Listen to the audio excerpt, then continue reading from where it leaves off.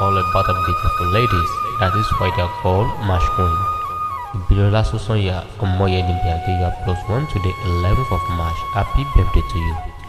Ǹlẹ́ o Ọláyẹrẹ arẹwà obìnrin Ibilola, ọdún rẹ̀ lè pọ̀ sí lónìí ò ní fi ṣàṣemọ̀ láṣẹ Èdùà. Ọ̀rẹ́ rẹ̀ tó tán ló kàn sí mi oyin kan sọ́la. Ó ní báwọn kédùnú òun gist partner òun pé okú ọjọ́ ìbí òní o.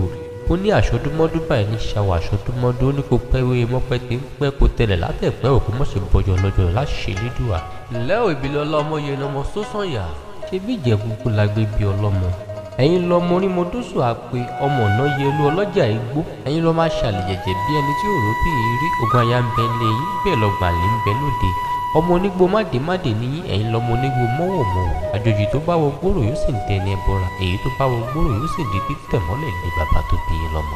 Ǹlẹ́ ọmọ òdébìládé làákàyè wọn pẹ́ bó pẹ́ títí fìlà gbó àmọ́ làákàyè bàbá ńlá yóò lè kú láéláé. Ọmọ onígbó mẹ́fà òkè méjì ọlọ́jà gbójà burata, ẹ̀yin lọmọ alágẹ mẹ́rìndínlógún. Ọmọ alágẹ mọ̀ fún yọ̀wọ̀yọ̀wọ̀ ó dúdú orí òrùgò lọ lágbàlá. Ó pé wọ́n wùjẹ̀ bá wọ ẹni rẹ̀ wọ́n ní bó sì tún wùjẹ̀ bá fẹnu rẹ̀ tó kù ṣọdún àgẹmọ. Mo ṣe bí ìràn ìyẹ̀bù ní náwó dọ́là kóyìnbó tó dé, òyìnbó tó wá dé tán owó náà tó wá pọ̀ sí wá do ẹrú wá do ọmọ ilé bàbá tó bí yín lọ́mọ.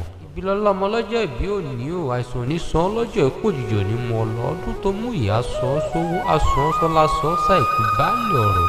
Àwọn àgbà bọ̀ wọ́n pé bọ́kọ̀ bá ròkun ọ̀sán báyìí forí fẹ́lẹ́ bùté koríjó kéré òkú délé oníràjò gbésájò láṣẹ Èdùà. Ire ọ̀tún ire òsì abilé rẹ̀ ṣe ibùgbé o. Iwájú báyìí ló mọ̀ lọ wà ní báwo di òrèrè. Gúnugún ìkúléwé wà dàgbà wà dògbò ìgbà ọdún kan ni.